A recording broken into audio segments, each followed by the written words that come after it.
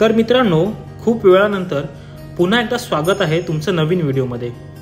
मित्रांनो, आजच्या व्हिडिओमध्ये आपण नाशिकमध्ये असलेल्या त्र्यंबकेश्वर मंदिराबद्दल माहिती आणि इतिहास जाणून घेणार आहोत।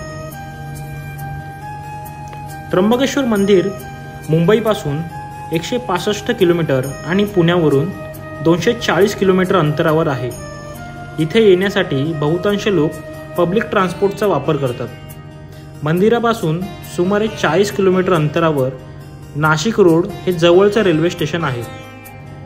त्र्यंबकेश्वर हे भारतातील 12 ज्योतिर्लिंगांपैकी एक आहे। यामध्ये विशिष्ट म्हणजे इथे देव पिंडी स्वरूपात नसून खोलगट आकाराच्या भागात हाताच्या अंगठ्या एवढे ब्रह्मा, विष्णू, महेश असे 3 छोटे लिंग आहेत आणि सोबतच गोदावरीची धारा सुद्धा आहे। मंदिराच्या बाजूला एक कुंड आणि मोठा परिसर बघायला मिळतो। परिसरात आपल्याला काही मोठी झाडे सुद्धा पाहायला मिळतात। दर्शनासाठी एक VIP रांग आणि एक सामान्य रांग अशा 2 रांगा आहेत। रांगेत असताना सुद्धा भाविकांसाठी मोठ्या टीव्हीवर महादेवांचे लाईव्ह दर्शन चालू असते। मंदिर परिसरातून बाहेर निघाल्यावर भाविकांच्या राहण्यासाठी धर्मशाळा आणि स्वस्त दरात हॉटेल सुद्धा जवळच उपलब्ध आहेत। असे म्हणतात की जुन्या काळात येथे गौतम ऋषींचे आश्रम होते।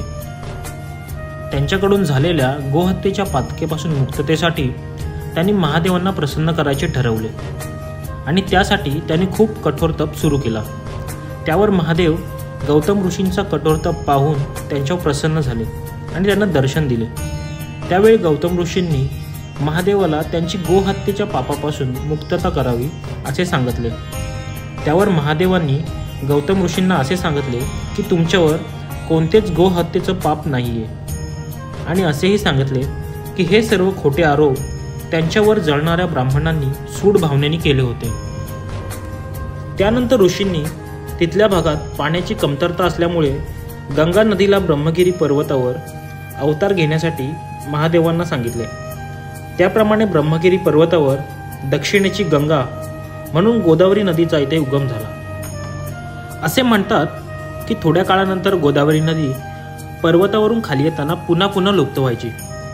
त्यामुळे गोदावरीचे वारंवार लुप्त होणं थांबवण्यासाठी गौतम ऋषींनी गवतासारख्या दिसणाऱ्या कुशाच्या मदतीने गोदावरी नदीला ब्रह्मगिरी पर्वताच्या पायथ्याशीच रोखून ठेवले आणि तिथेच मोठं कुंड तयार केले। कुशाच्या मदतीने अडवल्यामुळे कुंडाला कुशाव्रत असेही नाव देण्यात आले।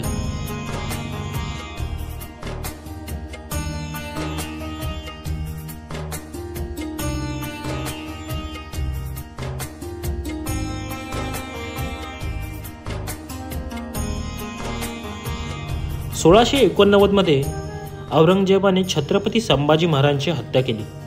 हिंदू राजाच्या मृत्यूनंतर औरंगजेबाने हिंदूंवर खूप गंभीर अत्याचार केले। अनेक हिंदू मंदिरं तोडली। त्यामध्ये नाशिकच्या त्र्यंबकेश्वर मंदिरावर त्यांनी हल्ला केला होता। मंदिर तोडून त्यांनी मंदिराच्या जागी मस्जिद बांधली होती। त्यानंतर 1754 मध्ये तिसरे पेशवे बालाजी म्हणजे नानासाहेब पेशवे यांच्या नेतृत्वाखाली कारसेवा करून मराठ्यांनी मंदिराच्या जागेवरची मस्जिद पाडून मंदिराला पुन्हा नव्याने बांधण्यास सुरुवात केली। 1755 मध्ये मंदिराच्या बांधकामाला सुरुवात होऊन तब्बल 31 वर्षानंतर 1786 मध्ये मंदिराचे बांधकाम पूर्ण झाले होते।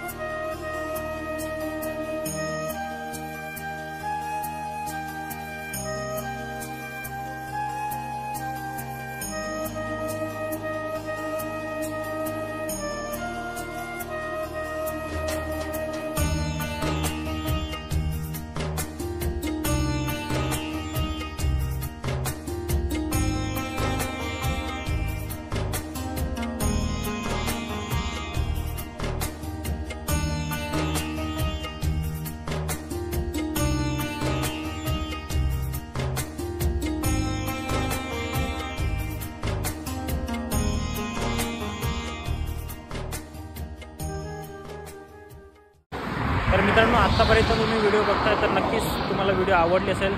तुमचा आभारी आहे मी. आणि तुम्हाला यापुढे आपल्या चॅनलवर कोणत्या प्रकारच्या व्हिडिओ बघायला आवडतील नक्की कळवा कमेंट करून. जास्तीत जास्त व्हिडिओला शेअर करा. तर आता वर्ग निरोप घेतो तुमचा. पुन्हा पुढच्या व्हिडिओमध्ये. Good bye.